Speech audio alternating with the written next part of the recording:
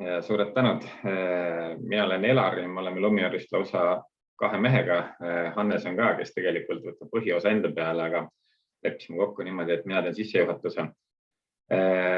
Mina olen Luminaris partnersuhete osakonna juht, natuke üle aasta panganduskogemust, enne seda tegelikult hoopis pikalt müügis ja ekspordis olnud. Ja lühidalt öeldes siis tegelengi erinevate organisatsioonide ja ettevõtetega, Luminari partneritega, kellega me erinevaid koostööprojekte koos teeme ja natuke siis puutun kokku ka investeerimislahenduste ja pensionilahenduste arendamisega. Aga täna me räägime siis, nagu pealkiri ütleb, kogumislahendusest töötajatele, ja selles mõttes on asi päris isegi irooniline, et ma enda näitel võtan siis, ma arvan, 10 aastat tagasi ma reaalselt Järve keskuses jooksin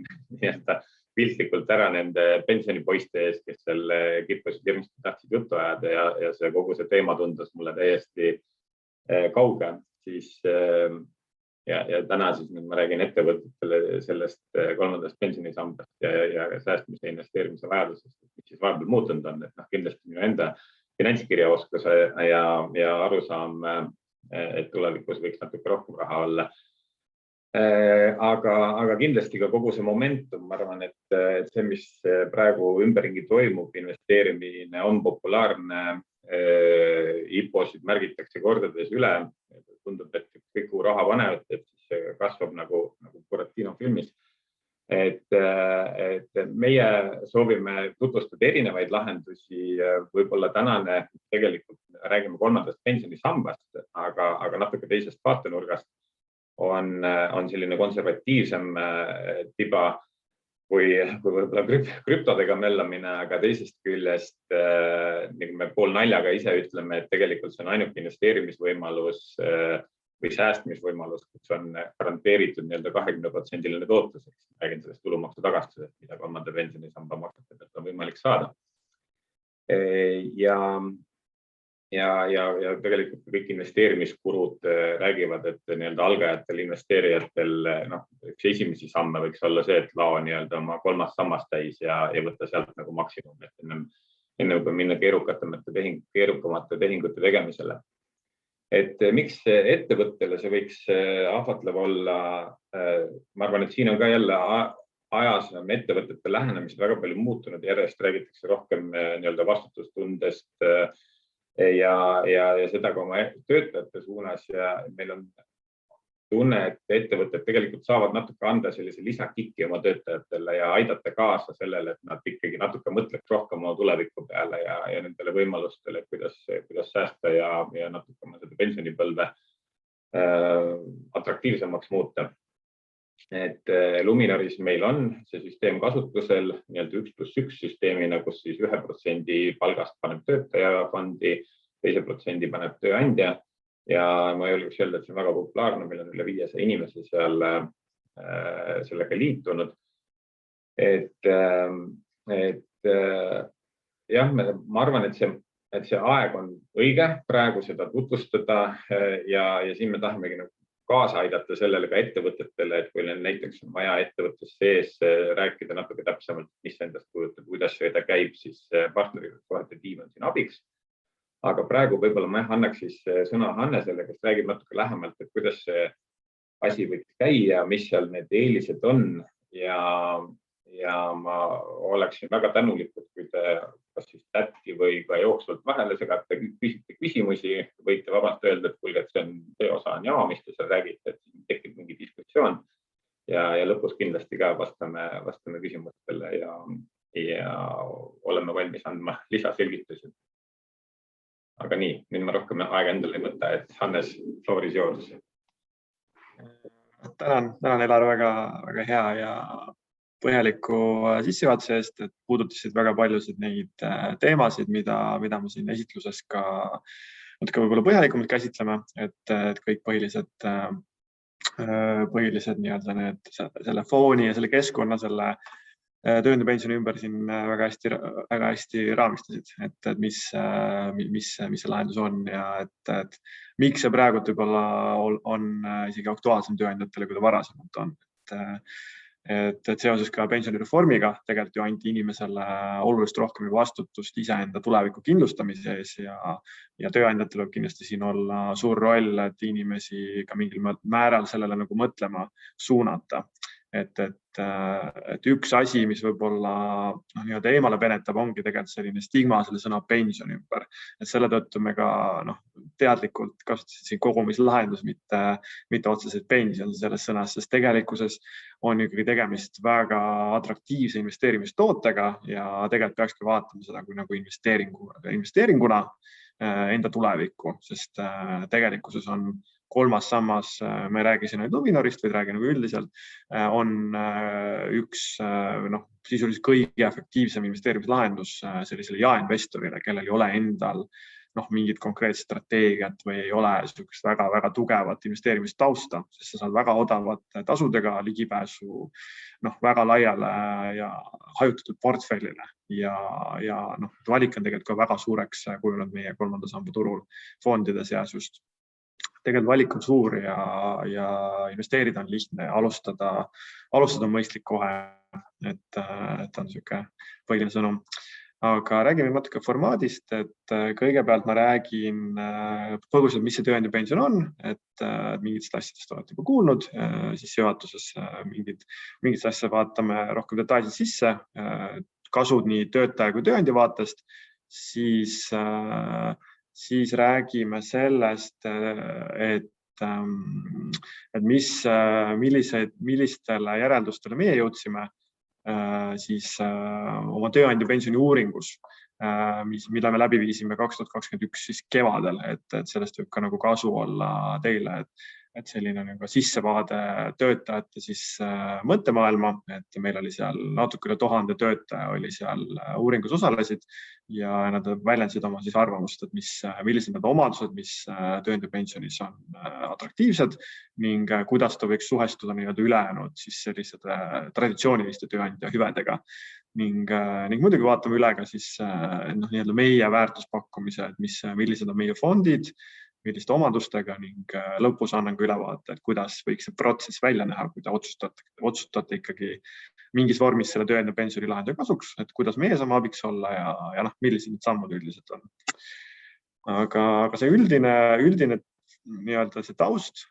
miks tööandja pensioni lahendus üldse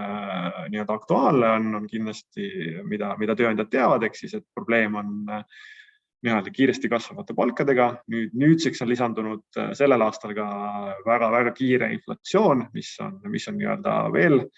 võimendab seda nii-öelda palgasurvet tööandjatel ning teeb keeruliseks heade professionaalide leidmise. Et selle ühe lahendusena võib kindlasti olla see, et tööandja on sotsiaalselt vastutustundlik ja panustab ka nagu täiendavalt oma töötajate vanaduspõlve kindlustamiseks. Lühidalt on see toode, tööandja pension, kasulik nii tööandjale kui töötajale. Et vaatame kõigepealt, et kuidas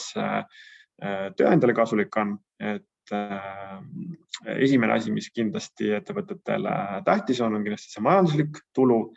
et ta toob efektiivsust selles mõttes, et kui võrrelda nii-öelda, siin on nagu näide toodud paremal, et kui suurendada näiteks töötajal brutopalka 100 euro võrra, siis tööandja kogukulu oleks ju tegelikult 134 eurot koos sotsiaalmaksuga ja töötuskindlustusmaksega, aga kätte saaks 77 eurot neto sellest. Aga võimalus oleks ka tegelikult seesama summa panustada tööandja kolmandasse sambasse, kus siis selle tulumaksu võrra on tegelikult see kulu väiksem nii-öelda töötaja vaatest, ta saab kätte hoopis 96 eurot võrreldes 77-ga, sest tulumaksu tööandja ei pea selle nii-öelda kolmanda samba sissemakse eest maksma. Et see on siis üks nii-öelda rahaline tulu, mida saab kindlasti nii-öelda kohe nagu välja tuua, aga samas on ka väga palju pehmeid väärtusi, on neid väärtusi, et see motiveerib töötajat ühes ettevõttes kauem töötama, aga nendest räägime natuke hiljem, et just siis, kui me läheme täpselt selle uuringuni, et seal ma toon välja 2-3 põhilist sellist põhilist hüve, mida töötajad ise mainisid, et miks tööandja pension nende arvates kasulik on, et kindlasti see on kasulik ka tööandjale, kui töötajad on rohkem motiveeritud ja töötavad kauem näiteks ühe ettevõtte juures. Rääkisin siin juba natuke sellest maksustamisest, aga tuletaksin ka meelde need üldised kolmanda samba omadusi ehk siis maksusoodustusi. Et nagu Elari siin juba mainis alguses, et kolmas sammas siis on sisuliselt ainukene garanteeritud 20% tootlusega investeerimistoode Eesti investeerimismaastikul. See tähendab, et siis saab ju oma sissemaksetelt järgmisel aastal 20% tulumaksu tagasi, eeldusel, et see ei ületa siis 15% selle töötaja aastasest brutopalgast või 6000 eurot, et oleneb siis kumb summa siis on väiksem, et sellest sõltuvalt siis on see võimalik seda raha tagasi saada Maksu- ja Tolliameti käest. Et see on siis töötajapoolne hüve, et kui töötaja näiteks koos tööandjaga panustab sinna sisse, et töötajal on õigus enda sissemaksete pealt siis ikkagi seda tulumaksu samuti tagasi saada, aga mitte tööandja oma pealt, sest nagu ma mainisin, siis tööandja ju ei maksa tulumaksu selle sissemakse pealt, siis sealt ei ole võimalik ka seda tagasi küsida. Aga töötajal endal on, et see hüve jääb ka tööandja pensioni puhul samamoodi kehtima. Ja samuti mainisime selle tulumaksu aspekti ära selle tõttu, et kui töötaja kogub seda raha ikkagi oma pensioni heaks, mis on siis kolmanda samba eesmärk siiski, siis tal on võimalik seda raha ju tegelikult ka madalama maksumääraga kasutusele võtta. Aga samuti see ei tähenda, et ta peab selle raha kasutusele võtmiseks pensionieani ootama. Et kui seda raha on mingil põhjusel ka varasemalt vaja, siis keegi ei keela tal seda kasutusele võtta ka paari aasta jooksul enne pensioniga, mis iganes hetkel on. Et see paindlikkus on alati selles kolmandas sambas olemas, et ise ikkagi otsustad, millal seda raha kasutada tahad. Et sellisel juhul muidugi tuleb siis maksta 20% tulumaksu selle kogu summa pealt, mis välja soovitakse võtta. Et sellisel juhul seda tulumaksu soodustust tegelikkuses töötajal ei ole, sest sisuliselt peab selle tagasi maksma hiljem, aga ikkagi talle jääb alles see, et riik on talle ikkagi nende sissemaksete pealt tulumaksu lisanud sinna tagasi, pluss siis on ka loodetavasti hea tootlus olnud sellel perioodil, et ma paari slaidi pärast näitan ka, milline on ajalooline tootlus on meie fondidel, et see jääb siiski ju tegelikult alles, et see kasv on ikkagi ju see väärtus, mida see kolmas sammas pakub, isegi siis, kui töötaja selle varem välja võtab.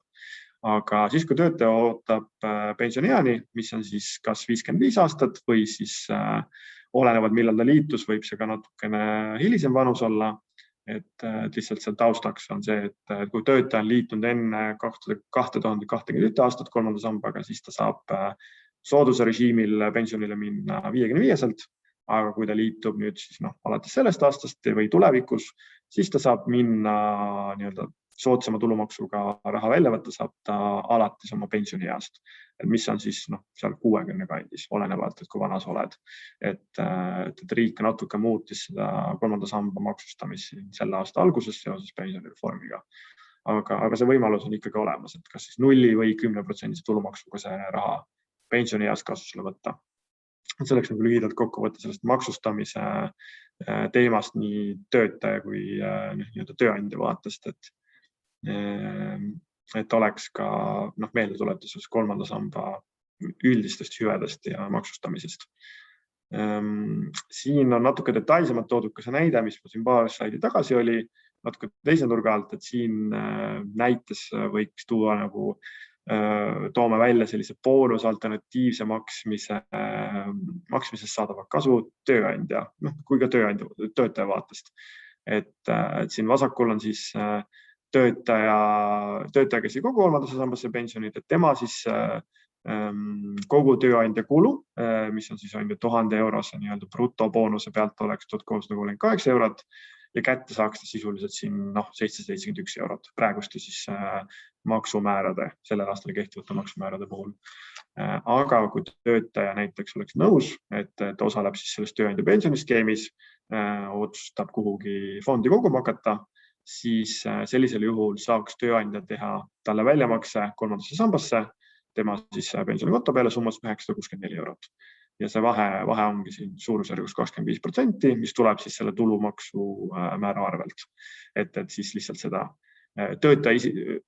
üksikisiku tulumaksu ei pea selle tööandja selle sissemaksu pealt maksma sellel hetkel. Aga muidugi, kui töötaja selle kohe järgmisel päeval välja võtab, siis ei ole sellest kasu, et see on ikkagi mõeldud pikaajalise kogumislahendusena pensioni heaks või siis lihtsalt hilisemaks eluperioodiks, aga mitte siis nii-öelda kiire maksu optimeerimisvahendina ta selle tõttu ju ei toimi. Kui sa lubad, ma korra segan vahele, et ühe aspekti võib-olla tooksin välja, et see esimese hooga võib-olla tundub, et kes hull tahab panna oma aasta boonust kolmandasse sambasse ja võib-olla siin nooremad inimesed ei olegi sellega väga nõus, aga tegelikult siin see puht finantsiline põhjus võiks olla suurem isegi selline, ütleme, töötajad, kes lähenevad kuskil 50-le või on juba seal maal, et eeldusel muidugi, et nad üleüldiselt oma tulude ja kuludega toime tulevad, et siis puht rahaliselt oleks tegelikult mõttekas boonused panna kolmandasse sambasse ja a la 5 aastat kannatada ning võtta nad sealt välja pärast seda ja säästa maksude pealt päris palju tegelikult. See on üks argument võib-olla. Jah, et kui vaadata üks lühiajalisemad motiveerimismeetodid ja mis ei ole võib-olla nii kauge, siis tõesti see pensionieale lähedamal olevatele töötajatele on see samuti kindlasti see maksuboonus on samuti väga käega katsutav, et just nagu Elar ütles, et kes on seal 5-10 aastat seal oma kolmanda samba pensioni east, et nendel on see rahaline kasu väga korralik, et kui tõesti siin 5-10 aastat on ju see nii-öelda boonust, mingi osa boonusest või terve boonus olenevalt siis, kuidas kokku lepitakse, siis sinna panustada, siis lisaks on ju saab lisaks sellele maksuefektile, et kas siis 20 asemel maksta siis 0 või 10, olenevalt on ju, mis väljamakse viis valida, on ka ju loodetavasti väga atraktiivne tootlus sellel perioodil on, mis kindlasti ei ole väike efekt. Et mõlemad võiks siis ka sellistele töötajatele selle atraktiivseks lahenduseks teha. Toon ka välja mõned sellised viisid, et kuidas siis tööandja pensionit saab koguda ja nagu Elar juba mainis, et meie siis Luminoris samuti aktiivselt seda kasutame, et grupi peale siin kuskil 500 inimest on valinud selle tööandja pensioni lahenduse, et meil on siis nii-öelda see kolmas variant siin paremal, et ettevõte panustab üksnes juhul, kui töötaja ise osaleb. Et Elar mainis siin samuti, et siin on vist 1% panustab tööandja ja 1% siis töötaja ise oma siis netopalgast on ju. Et see on siis üks nendest lahendustest, et tööandja ja töötaja siis solidaarselt mõlemad panustavad, kui on mõlemad suvi olemas. Siis ettevõtja võib samuti lihtsalt valida, kas siis mingite KPI-de või mingite eesmärkide järgi, et kes on vastavad nendele kriteeriumitele, on ootusi ületanud, et ettevõte ise siis valib mingi kindla töötajate osa, kes selles programmis võiks osaleda ja teeb meile panuse nii-öelda sissemakseid. Ja siis nagu eelmisel slaidil oli detailsemalt näha, siis võiks see ka olla üks võimalus, kuidas osa boonustest maksta, et mitte siis võib-olla kogu boonus, mis võib-olla on võib-olla raskem maha müüa töötajatele, aga vähemalt osa panna sinna nii-öelda kasvama ja saada sellest ka tulumaksu sellest soodustusest osa, et see võib ka olla üks motivaator kindlasti, eriti nendele, kes ei ole väga kaugel oma pensionieast, nendele võiks kindlasti olla üks asi, mida kaaluda boonuste puhul. Siin on ka ülevaade Luminori kogemusest. Sellel võib-olla nii pikalt ei peatu, sest juba siin natuke rääkisime sellest, et meil on siin umbes 500 töötajat grupi peale, kes on selle vabatahtlikult valinud, siis see ei ole kohustuslik lahendus meie grupis. Et meil on tegelikult valikus sellist lisamotiveerimishüvede valikus on kolm hüve, millest töötaja saab ise valida 2, mis talle sobivad. Et selleks ongi siis ravikindlustus, 2 lisapuhkepäeva või siis pensioni kogumise lahendus, et 1% panustab siis tööandja juurde sinu siis palgale. Et siis nendest 3 sisuliselt saab iga töötaja 2 valida ja osa nendest on ka tore teada, et on ka osa nendest või suur osa on ikkagi ka selle pensioni kogumise peale ise mõelnud. Et see on kindlasti hea näitaja, et inimesed ikkagi mõtlevad vabatahtlikult selle peale. Nagu ma alguses välja tõin, siis teises osas ma keskenduksin lühidalt sellele meie kevadel läbi viidud tööandja pensioni sellisele uuringule, et mis käsitleb, kuidas ühiskonnas seda töötajad, mis on nende nii-öelda seisukoht või mis on need teadmised ja arusaamine sellest tootest üldse laiemalt, sest tegelikult väga paljud töötajad sellega kokku ei ole puutunud, sest väga vähesed ettevõtted seda Eestis ju pakuvad. Et selles uuringust tuli välja, et suurusjärgus kas 10% oli sellega liitunud või kas ühel või kahel viisil, kas ise panustas koos tööandjaga või ainult tööandja panustas. Et suurusjärgus 10% selles uuringus osalenud töötajatest oli sellega kokku puutunud, aga ülejäänud 90% puhul võiks öelda, et on vaba maa ja on ruumi arenguks kõvasti selle toote puhul, et ka tööandjatel siis, et kindlasti see aitab silma paista. Üks esimesi asju, mis ma välja tooksin, oli see, et tööandja pensioni puudutab tööandja pensioni omadusi. Et siin on välja toodud, et millised need omadused, millega töötajad siis kõige rohkem nõustuvad, mida nad kõige rohkem arvavad, et see tööandja pension võiks endast kujutada. Et väga tore on siin näha, et see kõige populaarsemad vastused on seoses just töötajate motiveerimisega ühes kohas pikemalt töötama, sest see pakub lisandväärtust ja suurendab ka turvatunnet, et täpselt need eesmärgid, miks see toode üldse on algselt siis riigi poolt välja arendatud ja miks see tegelikult väga paljusid tööandjate selliseid põhilisi probleeme lahendab, et just see, et näiteks kui on töötajate mingi suurem voolavus või et see võiks kindlasti aidata selle probleemiga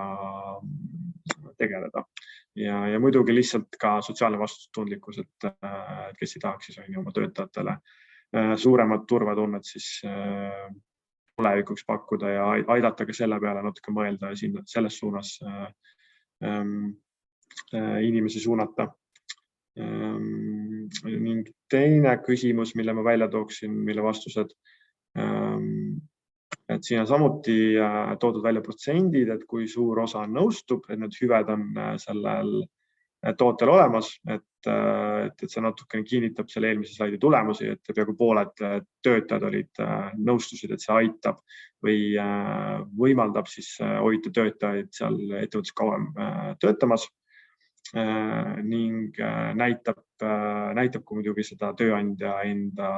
hoolivust, et ei mõtle ainult siis hetke kasumile või hetke tulemustele, vaid ka töötaja siis tulevase heaolu peale, et aitab ta tulevikus siis kindlustada samaaegselt. Ja nagu ma mainisin, siis tegelikkuses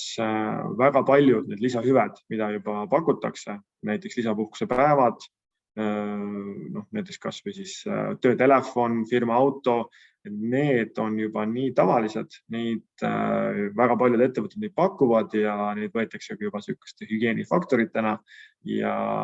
pigem neid ei väärtustata kui mingite selliste lisahüvedena või selliste eriliste hüvedena, kuna jah, need on lihtsalt juba tavaliseks kujunenud turupraktikas. Et selle tõttu on ka üks selline nagu lisapunkt võib-olla siis selle, et miks võib-olla kaaluda siis seda täiendavat siis tööandja pensionit, kuna see on midagi, mida siis sisuliselt 10% peale 10% tööandjatest üldse võimaldab oma töötajatele, siis see aitab kindlasti silma paista ning see on kindlasti siin peaaegu võrdväärne siin on ju nende teiste levinumate hüvedega ja ka oluliselt motiveerivam kui näiteks firmaauto või telefon või sarnased sellised rahalised hüved, mis on kindlasti positiivne tulemus sellest uuringust, mida me lootsime ka näha. Ja siis kolmandas osas muidugi annan ülevaate siis meie väärtuspakkumisest, meie fondi pakkumisest, et kuhu siis on võimalik töötajate eest või töötajatega koos siis pensioni või vanaduspõlveks siis koguda. Et meil on siin tegelikkuses olemas kolm väga erineva sellise suunitluse fookusega fondi. Et üks nendest, mis on siis kõige parempoolne, ehk see Luminor jätkusuutlik tulevik indeksfond, on küllaltki värske. Sellega me tulime turule alles siin selle aasta juunis ja see vaikselt hakkab siin ka populaarsust koguma, kuna tegemist on sellise aktuaalse teemaga, mis on siis jätkusuutlikkuse, mis on selle fondi fookusest. Et ta investeerib siis ainult jätkusuutlikult tegutsevatesse ettevõtetesse läbi siis indeksfondide. Ja nagu siis ilmselt ka teate, siis indeksfondid, kuna ta passiivselt juhitud, siis on ka suhteliselt madalamate tasudega. Et meil on siin olemas fondid, siis ma arvan, et ikkagi suht igale maitsele, et on olemas siis ka 100% aktsiariskiga, ehk siis kõrgema aktsiariskiga, kõrgema tootlusega, potentsiaalse tootlusega aktiivselt juhitud aktsiafond nimeks Aktsiad 100, millel on sarnaselt siis selle indeksfondiga maksimaalne risk, ehk siis 100% investeeritakse üldjuhul aktsiatesse või aktsiafondidesse ning on olemas ka selline konservatiivsema, tasakaalustatuma portfelliga fond, ehk siis Interest Plus, mis on valdavalt investeerib võlakirjadesse ja kuni 20% siis ainult aktsiatesse. See on siis mõeldud rohkem selline pensionieali lähenedes portfelli tasakaalustamiseks on see fond, et mitte siis võib-olla ainult siia koguda, aga võib ka ainult siia koguda, kui inimese riskitolerants on võib-olla natuke madalam ja ta on pensionieale lähemal. Aga üldine põhimõte on kolmandas sambas see, et erinevalt teisest sambast saab jooksvaid makseid suunata kolmandas sambas nii mitmesse fondi, kui soov on, et sa võid ka kombineerida kõik kolme kokku, et näiteks, ma ei tea, 10% siia, 30% siia ja 60% siia. Et siis teed ühe makse ja siis kõik raha jaguneb siis vastavalt siis sinu määratud protsentidele kolme fondi vahele. Seda võib igal hetkel muuta vastavalt siis oma vanuse muutusele, riskitolerantsi muutusele, investeerimisstrateegia muutusele. Et see on hästi paindlik kolmandas sambas ja see on kindlasti väga suur pluss. Siin annan ka ülevaate kindlasti väga tähtsast aspektist, mis on kolmandas sambas või üldse investeerimistoodete puhul kindlasti siis ajalooline tootlus, et mida siis investor on siis ajalooliselt nende fondidesse investeerides teeninud ja annab ka mingi aimduse, milline võib see tulevikus olla, aga muidugi mitte siis garantii, sest keegi ju ei tea, milline hakkab olema tulevik siis börsidel, et seda keegi ette ei näe, aga mingi aimduse ta ikkagi annab. Et nagu ma mainisin, Interest Plus on siis selline konservatiivsem, pigem vara säilitamiseks mõeldud fond, aga samuti on ta ikkagi sukast täitsa soliidset kasvu siin sellest hoolimata näidanud, et siin 3% kandis ta on siin pikaajaliselt 10 aasta jooksul näiteks kasvanud aastas ja viimastel perioodidel ka umbes samas suurusjärgus. Aga Aktsiad 100 puhul on see arusaadavalt suurem, sest ta investeerib 100% aktsiatesse ja ilmselgelt on risk suurem ja siis võib ka eeldada, et ka potentsiaalne tootlus on suurem ka tulevikus, et näiteks siin ta on siin eri perioodidel teinud siin peaaegu 10% lähedast tootlus pikaajaliselt ja viimase 3 aasta jooksul peaaegu 13% aastas. Ja kõige uuema puhul muidugi on natuke vara näidata, sest me alles ju lansseerisime ta suvel, aga tore on näha, et siin ka alla poole aastaga või kaua ta turul on ta ikkagi juba üle 10% alla poole aastaga tootlust teeninud, et siis aasta baasil ikkagi väga tugev tulemus, et kui ta ka järgmise poole aasta siin 10% tootlust juurde teeb, et siis ei saa kindlasti investorid kurvad olla selliste tootluste peale. Ja muidugi ei saa rääkida tootlustest ilma tasudeta, kuigi ma rõhutan, et eelmisel slaidil toodud ja igal pool statistikas, pensionikeskuse näiteks ametliku statistika lehel toodud tootlused on alati netotootlused. See tähendab, et sealt on kõik tasud, mis on võimalik, on maha arvutatud, et seal ei pea midagi ise maha lahutama hakkama, et hakata seda nagu päris tootlust leidma. Et alati see tootlus, mida meie näitame, kõik fondivalitsejad näitavad või üldse kuskil statistikas näidatakse alati netotootlus, kust on kõik tasud maha arvatud, aga muidugi me peame ka ikkagi neid tasusi selles mõttes näitama ja siin ei ole muidugi mingit üllatust, et fond, mis on nii-öelda siis see uus indeksfond, mis on passiivselt juhitud, ehk siis siin ei ole igapäevaseid investeerimisotsuseid ei tee inimene, vaid siis investeerib nii-öelda siis globaalsetele turgudele laiapõhjalistes indeksitesse, siis selle tasud on ka oluliselt madalamad selle tõttu, et seal ei ole aktiivselt fondihaldurit, kes igapäeval selle fondiga tegeleb, aga sellest tulenevalt peab ka siis arvestama, et on mõnevõrra kõrgem riskitase võib sellisel fondil olla, sest seal ei ole keegi, kes nii-öelda riskihalduse ja selliste igapäevaste investeerimisotsustega tegeleks. Aga jah, see on puhtalt selline filosoofiline küsimus juba, et millistesse varahaldusstrateegiatesse inimene usub. Aga hea on see, et meil on kindlasti igale maitsele selline lahendus suures plaanis ikkagi olemas, et kui usub rohkem indeksites, siis saab alati seda jätkusuutlikku fondi valida. Ja kindlasti tahaksin meelde tuletada sellist niimoodi üldiselt investeerimisteemaliselt seda, et tegelikult ka väikeste summade säästmine, kui võtta seda nii-öelda pikaajalist ajahorisonti ja sellist nii-öelda mõõdukat tootlust arvestada, teeb tegelikult väga suure summa. Et väikeste summadega saab ka suuri tegusid teha ja kindlasti võib siin öelda, et aeg on kõige suurem nagu sõber sellise nii-öelda stabiilse pikaajalise säästmise puhul, sest ei pea tegelikult alustama üldse suurtest summadest, et jõuda siis lõpuks, mis on siis selles näites on 65 eluaasta, siis et jõuda suurte summadeni, et ma seletan ka tabeli loogikat, et siin vasakul pool vertikaalses siis tulbas on toodud summa, milleni inimene tahab jõuda 65. eluaastaks ja siin horisontaalses on siis see vanus, mis hetkel ta alustab kogumist. Et mida varem ta alustab, seda näha, et näiteks kui inimene tahab 100 000-ni jõuda ja ta alustabki tõesti 20-selt, siis ta peaks iga kuu koguma 26 eurot maksma lihtsalt kolmandasse sambasse, mis ei ole kindlasti selline summa, mis võiks väga palju kedagi vaesemaks või tarbimist mõjutada ja näha on, et see efekt pika aja peal on ikkagi väga suur, kui me arvestame ka sellist sisse 7% näiteks aastatootlust, mis on, ütleme niimoodi, selline mõõdukas tootlus, pigem kõrgemapoolne pikaajaliselt, aga kui vaadata meie seda kahte fondi, aktsiad 100 ja Interest Plussi, siis see on umbes nende kahe keskmine tootlus. Et kui sa teeksidki portfelli 50-50, võtaksid selle madala riskiga fondi ja võtaksid 50% selle kõrgema riskiga fondi, siis sellist pikaajalist tootlust sa võiksid enam oodata. Aga see on muidugi ajalooliste tootluste baasil ja keegi ei tea, mis see tulevikus on ja keegi seda garanteerida kahjuks ei saa. Et see ka tulevikus saab olema 7%, kui võtta selline tasakaalustatud portfell endale. Aga see võib ka alati suurem olla, see võib alati väiksem olla, et keegi ei tea seda. Lihtsalt see on selline huvitav näide, et inimesed tegelikult ju ei mõtle selle peale, et tegelikult ka selliste väiksemate summadega alustades saab väga suurte summadeni jõuda,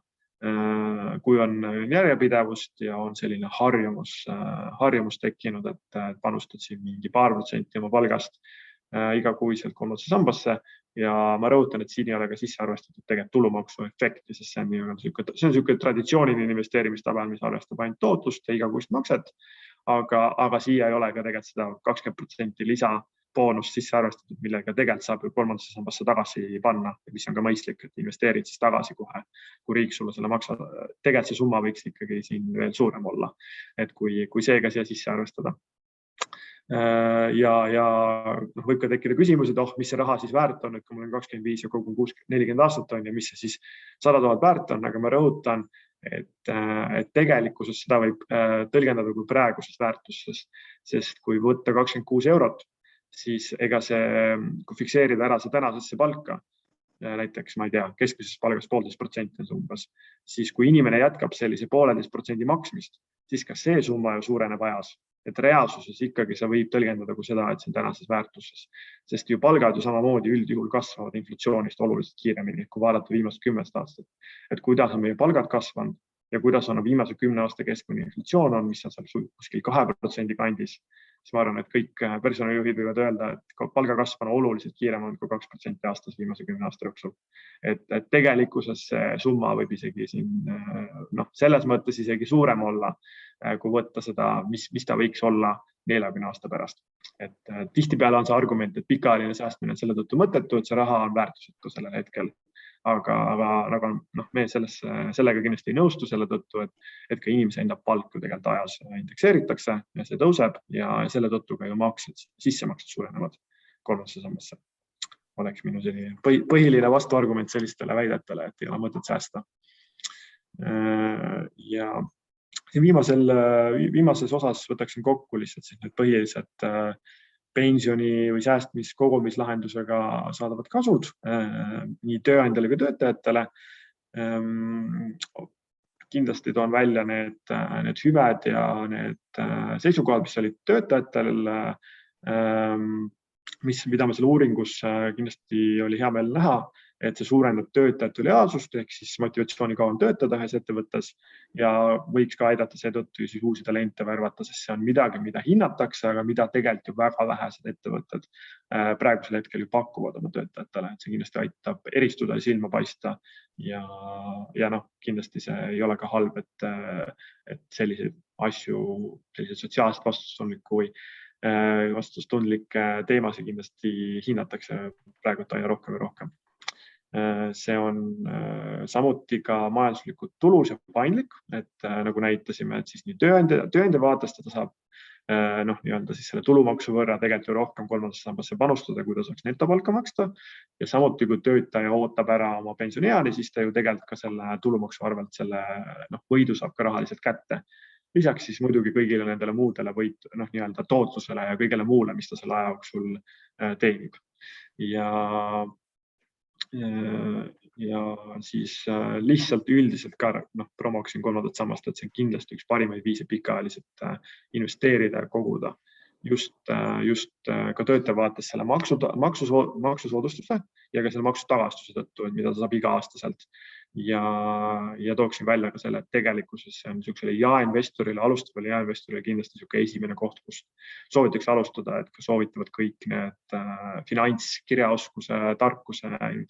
influencerid, suunamudijad soovitavad alati, et pane ikkagi esimesena see kolmas sammas täis ja siis hakka vaatama muid keerulisemaid alternatiivsemaid investeeringuid,